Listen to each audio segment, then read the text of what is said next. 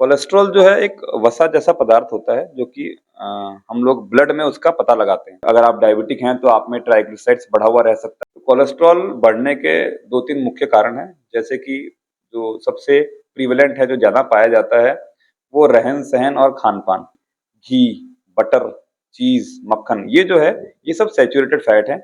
ये अगर आप सेवन ज़्यादा करते हैं, तो इसमें आपका जो एलडीएल है कोलेस्ट्रॉल, वो बढ़ने की संभावना ज़्यादा होती है। लेकिन अगर आप उसी ऑयल को बार-बार गरम करते हैं तो उसमें ट्रांस फैट्स की मात्रा बढ़ जाती है, जो कि बहुत खतरनाक होते हैं।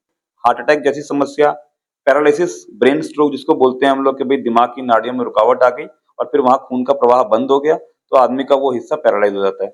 हमारे साथ डॉक्टर प्रतीक चौधरी हैं, हार्ट रोग विशेषज्ञ हैं और इस देश में, इस इलाके में दिल के मरीजों के लिए बहुत अच्छी सेवा अपनी दे रहे हैं। यहाँ इस समय शाहपुर मंसूरपुर रोड पर एमजे हॉस्पिटल में मौजूद है। आज एक कैंप भी लगा।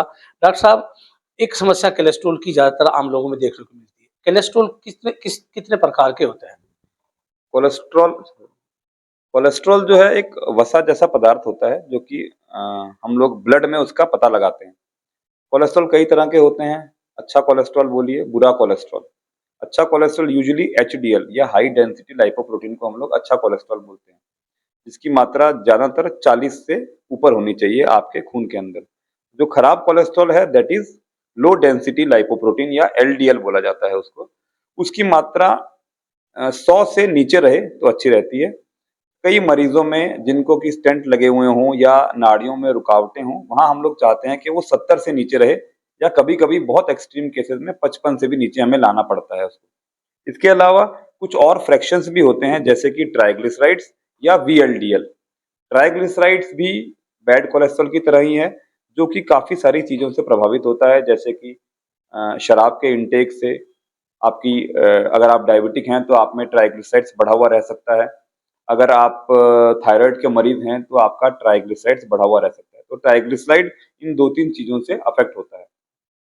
तो जैसे कोलेस्ट्रॉल की समस्या है, ये क्यों होता है? कोलेस्ट्रॉल से बचने के लिए लोगों को क्या सावधानियाँ करनी चाहिए? आप हमारे दर्शकों को बताएँगे कि कोलेस्ट्रॉल इस वजह से बढ़ता है और लोगों को इससे बचने के लिए इन चीज़ों का इस्तेमाल करना चाहिए।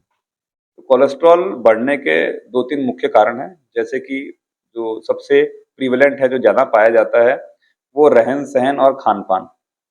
इसके अलावा कई लोगों में जेनेटिकली, जैसे कि पैतृक तरीके से भी उनका कोलेस्ट्रॉल बढ़ा हुआ रह सकता है कि भई उनके पिताजी का भी बढ़ा हुआ था, दादाजी का भी बढ़ा हुआ था और आज उनका भी बढ़ा हुआ है। तो जेनेटिक के लिए हमें दवाइयाँ ही देनी पड़ती हैं। हाँ, अगर रहन-सहन और खाने-पीने के कारण आपका कोलेस्ट्रॉल बढ़ रहा है, तो आप अपनी आदतों में बदलाव लाके उसको ठीक कर सकते हैं। खान-पान में किस तरीके से बढ़ता है? क्या-क्या चीज़ें हम इस्तेमाल करते हैं उससे कोलेस्ट्रॉल बढ़ता है?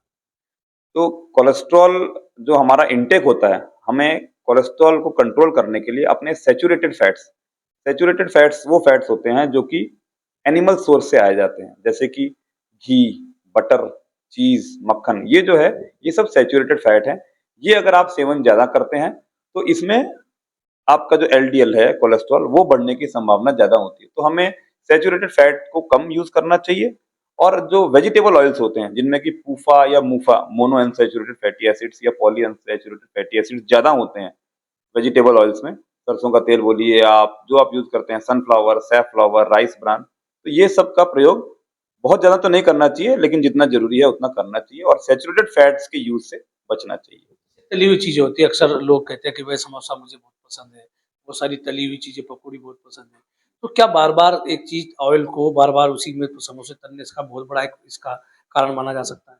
बिल्कुल, आपने सही बोला है।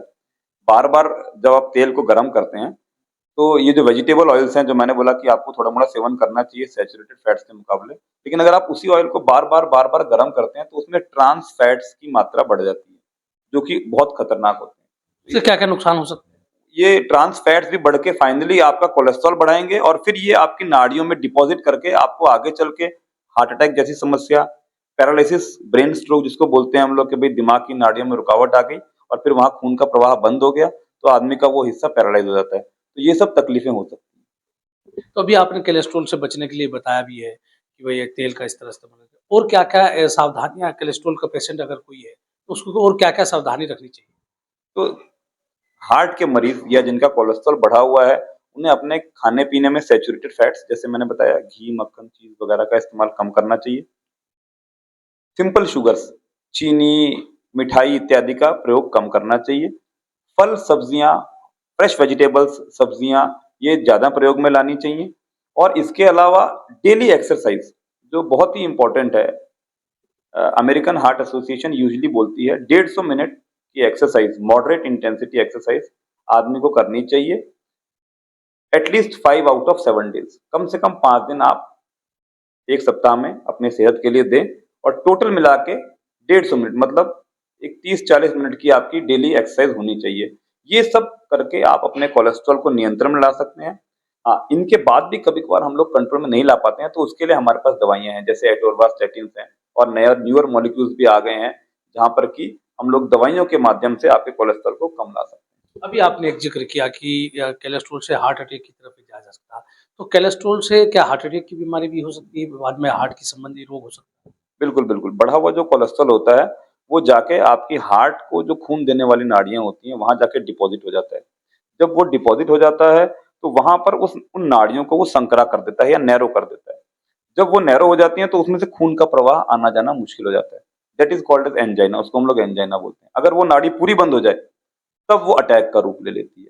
तो कोलेस्ट्रॉल जो बढ़ा हुआ था आपके शरीर में लंबे समय से, वो वहाँ जाके डिपॉज़िट हुआ, उसने फिर आपको आगे चल के हार्ट अटैक जैसी समस्या दी। तो डेफिनिटली कोलेस्ट्रॉल का रोल है, और कई स्टडीज में ये प्रूवन भी है।